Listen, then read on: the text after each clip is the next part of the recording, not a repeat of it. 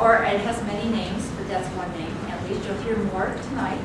I'm Marcia here from Portage District Library, and I want to introduce someone from our sister library, Kalamazoo Public Library, who's going to tell us a little bit more about maybe reading together and some other things.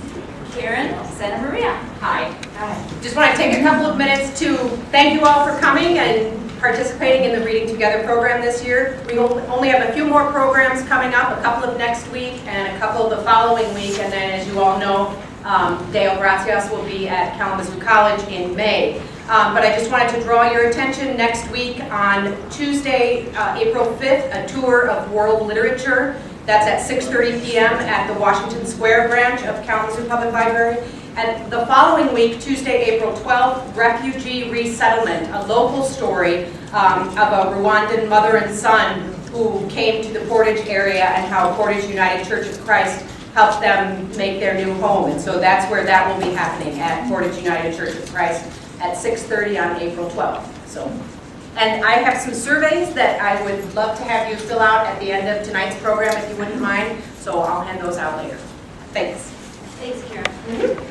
We do have Reading Together flyers. These are wonderful. If you've read the book or haven't read the book, it has information about Tracy Kidder, about these programs, the addresses of how to get to the different venues. It's wonderful. Keith Gale did a great job once again of putting it all together. So those are on the back table, as well as some author visits that are going to be happening here at the library in April, and in May we're going to be bringing Nancy Eimers and Bill Olson here for a poetry reading, and also Jamie Gordon, who probably most of you know won the National Book Award, is coming in May. So all those commercials are on the back table if you'd like to take one when you get your cookie.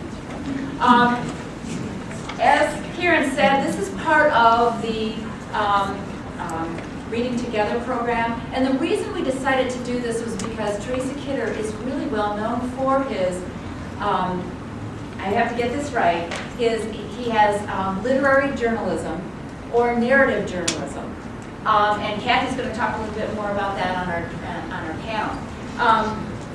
And the way you choose somebody to tell a story that's even bigger than them, but you understand the story that's even bigger than them through their stories. And we're going to talk again a little bit more about that. And everybody that's on this panel has written a book and teaches that. We're so lucky that we have this wealth of information here in Kalamazoo and Portage. And let me tell you who's going to help us through this discussion of creative nonfiction. We have Gail Griffin, and most of you know her. She is a distinguished professor of English at Kalamazoo College. She's a poet, an essayist, the author of 2 volumes of nonfiction, actually more than that, but Calling, Essays on Teaching in the Mother Tongue, and Season of the Witch, Borderlines, Marshall Notes. And her most recent book is called Events of November, Murder, Suicide, October. Yes, it had to get in. It's on the fall, it's on the fall. Well, it resonated into November. Events of October, I'm sorry. Murder, Suicide on a Small Campus. And if you haven't read that, it is amazing, but put aside months to get over. It's very compelling and very powerful. Catherine Joslin is an author and professor at Western Michigan University, and she has been here and discussed several of her books, one of which is Edith Wharton and the Making of Fashion. She's also written Jane Addams, A Writer's Life, and Wretched Exotic Essays on Wharton in Europe. She's currently writing a biography, would you call that, or a memoir of Theodore Roosevelt, and Birdsongs. And she's going to tell you more about that coming up, but it's very fascinating. Kathy Jennings is a very good friend. She's current writer and editor for Southwest Michigan Second Wave, an online business magazine. She's a poet, a journalist, a freelance writer, and she has taught journalism at Kellogg Community College. So what we thought we'd do is just have the panelists talk a little bit about their concept of creative nonfiction, how they might teach it, how they incorporate it in their writing, and then we'll let them all go through and then have questions at the end, and there'll be plenty of time to do that. So, yeah. Whoever wants to go first. All right. In the late 70s and 80s, one of the reasons people moved to the city of Novi was for the schools. Millage renewal votes passed easily. People believed their teachers were the best in the Detroit metropolitan area. In 1982, a disagreement between the teachers' union and school board over a new contract provoked a strike. The Novi School Board voted to fire its striking teachers. A school board meeting in the middle school gymnasium filled with angry parents and distraught teachers. In this environment, the school administration offices were vandalized and a small fire was set and quickly extinguished. A longtime wrestling coach, a beloved teacher, was one of the vandals. When his involvement came to light, I talked with the coach. The story I wrote started out with a description of the rows of awards and trophies in his basement, the number of wrestling teams he led to championships.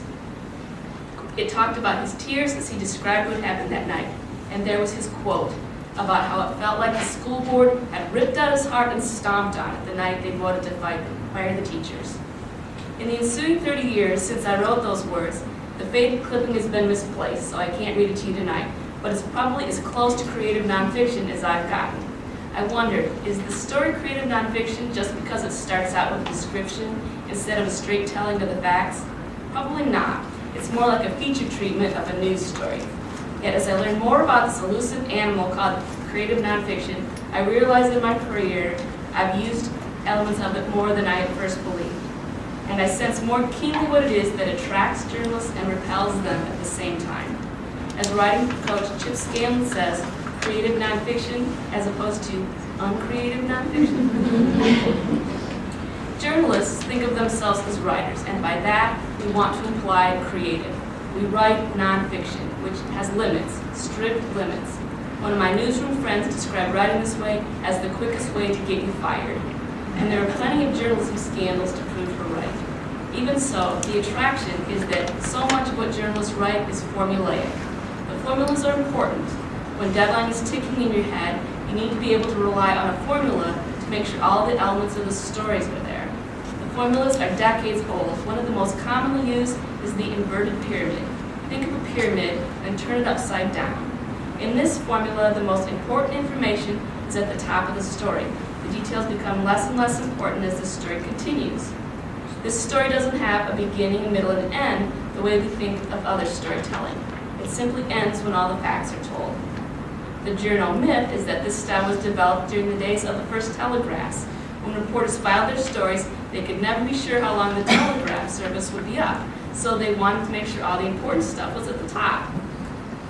Later, that formula allowed editors to fit long stories into short holes simply by cutting off the end, the part with the least important facts. Who, what, when, why, and how are reported at the top of the story. Write stories that way a few dozen times, and suddenly anyone who considers themselves at all creative is looking for a more engaging way to tell a story. And that's what attracts journalism to creative nonfiction. Editor Rick Zoller at the Seattle Times says, the traditional version of the 5 W's freezes the story elements into informal ice cubes. If you thaw them out, the narrative begins to flow. Who becomes character? What becomes action? Where becomes setting? When becomes chronology? Why becomes motive? How becomes narrative? And Zoller gives this example. One of the great reporters of his day was Meyer Berger of the New York Times. He won a Pulitzer in the late 1940s for his narrative reconstruction of a multiple shooting. He wrote it on deadline and at great length. But he also was a master of the short human interest feature. In 1959, he wrote a story about 1,200 words on an old, poor, blind man who was once a classical musician. Then he wrote a sequel. 8 violins were offered the other day to Lawrence Strutz, the 82-year-old cataract-blinded violinist who was taken from a Bowery flop house to St. Clair's Hospital in East 71st Street. The authors came from men and women who had read that though he had once played with the Pittsburgh Symphony Orchestra, he had been without a violin for more than 30 years. The first instrument to reach the hospital was a gift from the Lighthouse, the institution for the sightless. It was delivered by a blind man. A nun took it to the octogenarian. He played it a while, tenderly and softly, then gave it back. He said, "This is a fine old violin. Tell the owner to take good care of it." The white-clad nun said, "It's your violin, Mr. Strutz. It's a gift." The old man bent his head over it. He wept. In 145 words, Berger turned a traditional who, the 82-year-old cataract-blinded violinist, into a real character, a real human with real human emotions. This example, presented by Roy Peter Clark from the journalism training ground at the Poynter Institute, was written long before people talked about creative nonfiction. Lee Gutkin, editor and founder of the journal Creative Nonfiction, believes he coined the term and says it became official in 1983.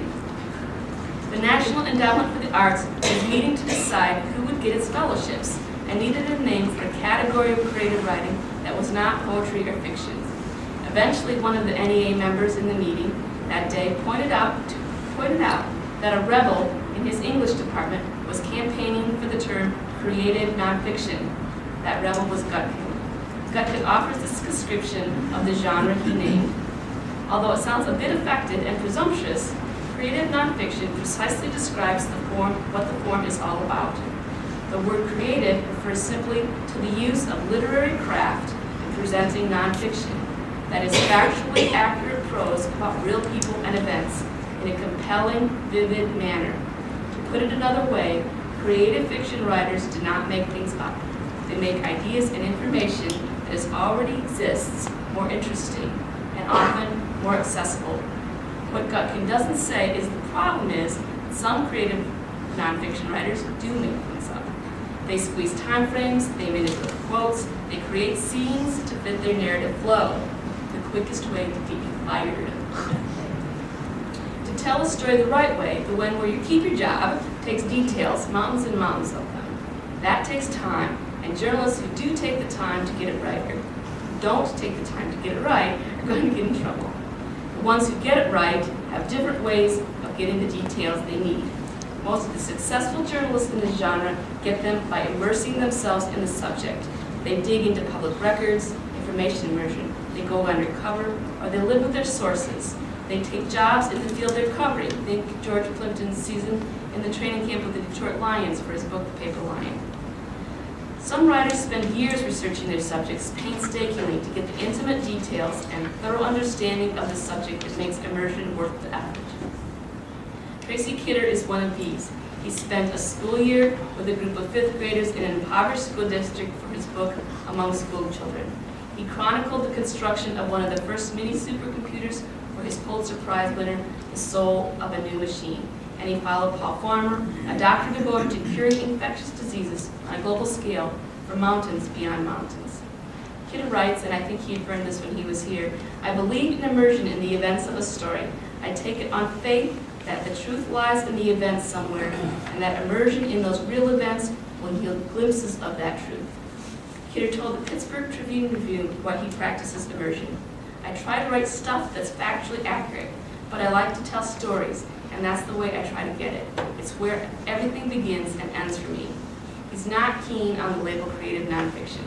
It suggests you make it up, I suppose, and there are things you do make up, but you don't make up facts. What does he make up? Well, you have to figure out how to tell any story, whether it's fiction or nonfiction. One of the things you have to do is figure out where you stand to tell your story. I think you have to do a lot of the same things you do in fiction. You have to cultivate a voice. You have to find in the material itself the right way to tell a story. Then he goes on to describe his work in a way that those who do like the term creative nonfiction would be entirely comfortable with.